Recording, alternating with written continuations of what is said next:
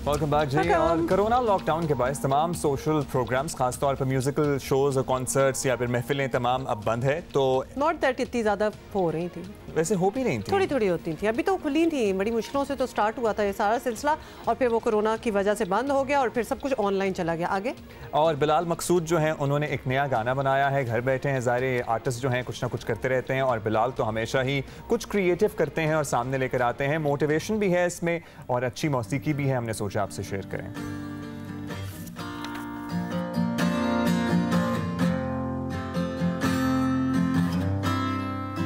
जीता नहीं पर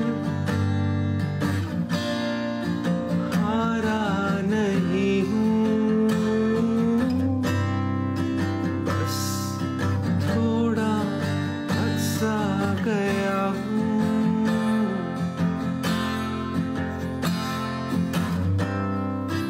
टूटा हुआ हूँ, बिखरा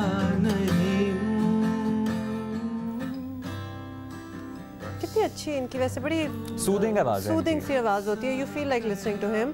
और वैसे बिलाल मकसूद बड़े सोशल मीडिया पे एक्टिव रहे हैं ड्यूरिंग दिस लॉकडाउन। क्या सुन के रोना जरा दुखी सी आवाज भी लगती है मुझे कभी कभी। नहीं, रोने की कोई जरूरत नहीं है, सब कुछ अच्छा है। लेकिन वैसे मैं सोच रही थी कि बिलाल मकसूद जो हैं वो बड़े एक्टिव रहे हैं on social media during this lockdown. तो बड़ा उन्होंने हाँ एग्जैक्टली, इसलिए it was very good to see him a lot more, क्योंकि वो कम वरना नजर आते हैं। But he has been singing and you know entertaining, और ये बड़ा अच्छा, मुझे अच्छा लगा ये गाना। मूविंग ऑन, आपको कुछ और भी बताते हैं। बड़ी अच्छी खबरें हैं वैसे पाकिस्तान के लिए आज। पाकिस्तान में डिजिटल हकूक़ की एक्टिविस्ट मारूफ वकील निगत दाद को फेसबुक ने अपनी हाल ही में तश्कील पाने वाली सुप्रीम कोर्ट का मेंबर बनाया है। और फेसबुक सुप्रीम कोर्ट को ये इख्तियार हासिल होगा। फेसबुक सुप्रीम कोर्ट, ये तो थोड़ा सा you have to get used to this term, क्योंकि एकदम से आप हो जाते हैं कि क्या बात हो रही है। अच्छा जी, दोबारा से आपको बताएं कि फेसबुक सुप्रीम कोर्ट को ये इख्तियार हासिल होगा कि वो फेसबुक और इंस्टाग्राम पर शेयर की गई किसी भी पोस्ट को हटाए या उसे अलाउ कर सकते हैं। तो that is the authority that they will have, and निगहदाद is going to be one of them. I am glad कि ये अथॉरिटी निगहदाद को मिली है। एग्जैक्टली। अच्छा जी, मेंबरान ये फैसला करेंगे कि किस मुल्क में किस पोस्ट को सेंसर करना चाहिए या कौन सी खबर फेक हो सकती है। फिलहाल दुनिया भर में फेसबुक सुप्रीम कोर्ट में 20 मेंबर्स शामिल किए गए हैं, जिनमें इंसानी हकूक के कारकुन, मारूफ वकला, सहाफ़ी और नोबेल इनाम याफ्ता शख्सियात शामिल हैं। फेसबुक सुप्रीम कोर्ट के मेंबरान की तादाद 40 तक बढ़ाई जाएगी। खैर, दुनिया भर से इतनी बड़ी बड़ी शख्सियात के साथ किसी भी पाकिस्तानी का इस प्लेटफॉर्म का मेंबर बनना यकीनन निगत के लिए तो फ़ख्र की बात है ही, लेकिन हमारे लिए उनसे भी ज़्यादा फ़ख्र की बात है। It's definitely an honour for Pakistan के पाकिस्तान से भी कोई चूज़ हुआ है, वो भी Nighat Dad who has been very actively working on it. Digital rights की माहिर है ये, freedom of expression and everything. Absolutely, so it's a good thing. बड़ी रिस्पांसिबिलिटी की बात है अब्दुल्ला, इतनी खबरों में से ये देख लेना कि कौन सी सही है कौन सी गलत है और फिर गलत वालियों को निकाल देना। So good on you, best of luck निगत with that. अच्छा जी, आगे क्या है?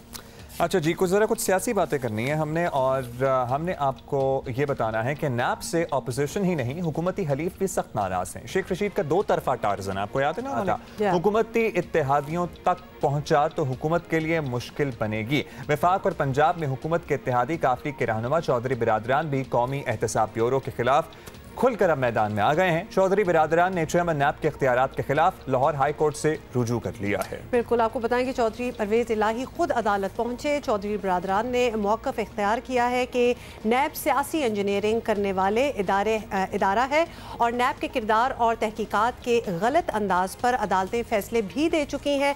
अदालत ने दरख्वास्त की समाअत करते हुए नैब को नोटिस जारी कर दिया और नैब ने चौधरी बिरादरान के खिलाफ 19 साल पुराना केस खोला है, जिसको शेख रशीद अहमद के बयान के तनाजुर में देखा जा रहा है।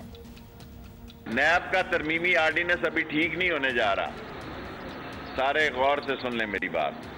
अभी बड़ा टाइम है और 18वीं तरमीम में भी टाइम है और रोज़ों के बाद नैब टार्जन बनने जा रही है और रोज़ों के बाद टार्जन की वापसी होगी नैब की। इस दफ़ा नैब जो है ईद के बाद दो तरफा टार्जन बनेगी। ये तो आपने इनकी पेशगोई एक दफ़ा दोबारा हमने रिमाइंडर के तौर पर आपको सुनवा दी। मुस्लिम लीग काफ के रहनुमा नैब के किरदार के साथ साथ इस बयानबाजी पर भी सख्त नाराज हैं। अब जो नैब 20 साल में असासाजात का पता नहीं लगा सकी, जो नैब फर्दर प्रोसीड नहीं कर सकी, ये बताएं मुझे कि उसके ऊपर बहुत बड़ा क्वेश्चन मार्क है कि नहीं। प्राइम मिनिस्टर साहब का काम है, उनको डिग आउट करना चाहिए कि नैब इस तरह की हरकतें क्यों कर रहा है। तो आप प्राइम मिनिस्टर से बात क्यों नहीं करते? हम जरूर करेंगे, हम उनके एलाइज हैं।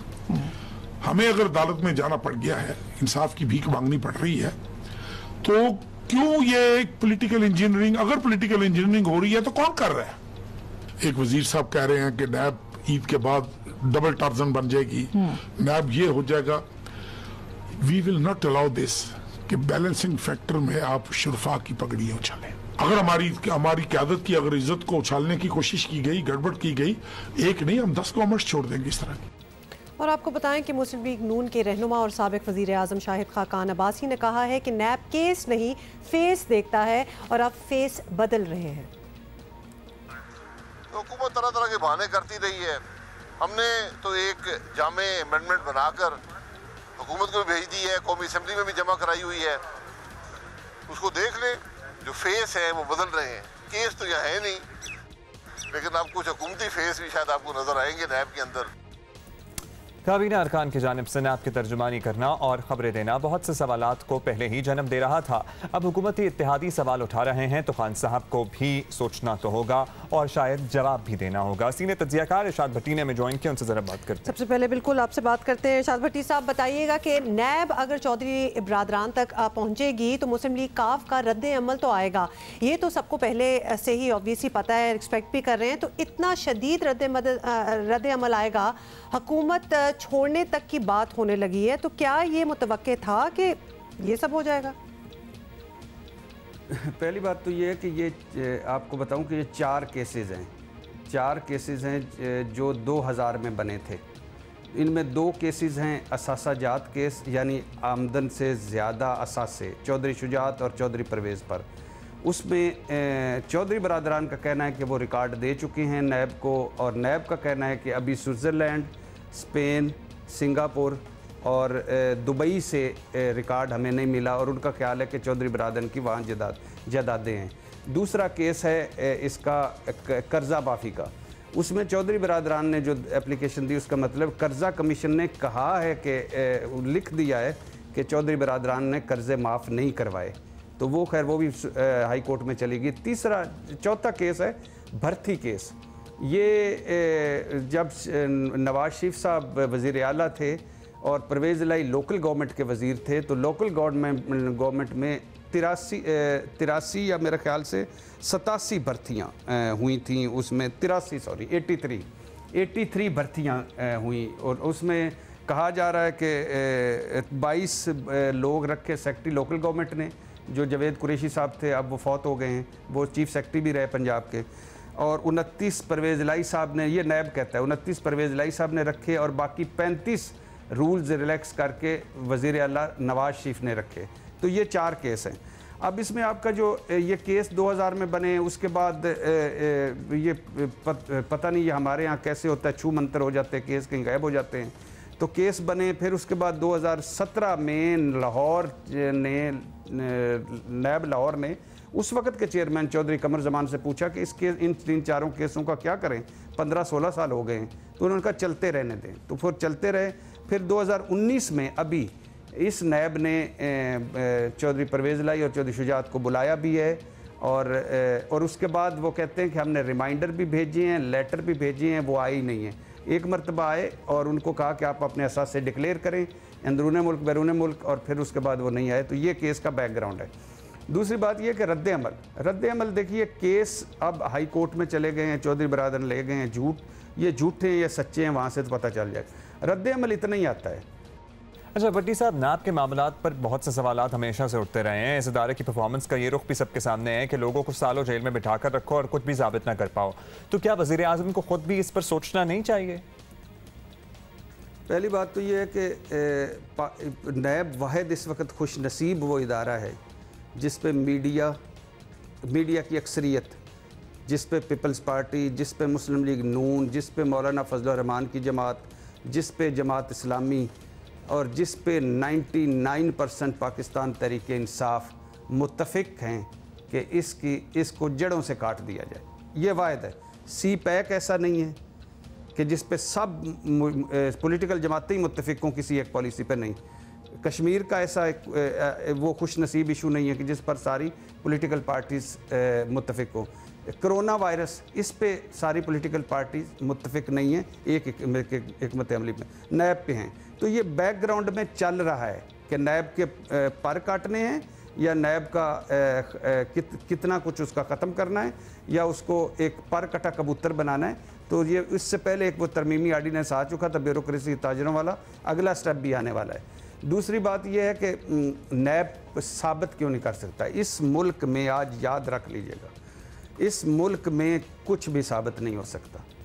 चलिए, ये तो बड़ा अच्छा आपने एक्सप्लेन कर दिया। भट्टी साहब ये भी बताएं कि इस हुकूमत के पौने 2 साल में हम ये देख रहे हैं कि सवाए शेख रशीद के कोई भी इत्तेहादी हुकूमत से बहुत खुश नहीं है।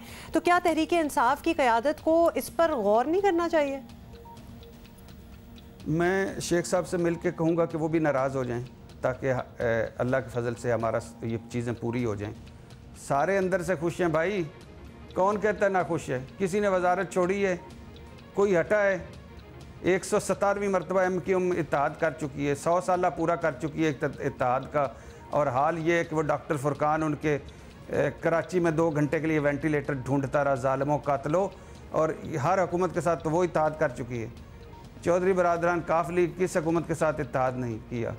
बाकी कौन है जो रह गया? मेरे प्यारे फेवरेट पसंदीदा मौलाना फजलुर रहमान साहब के अलावा कौन है जो गरीब आदमी बाहर इक़्तिदार से? आप कहते हैं शेख रशीद खुश है, ना खुश क्या है?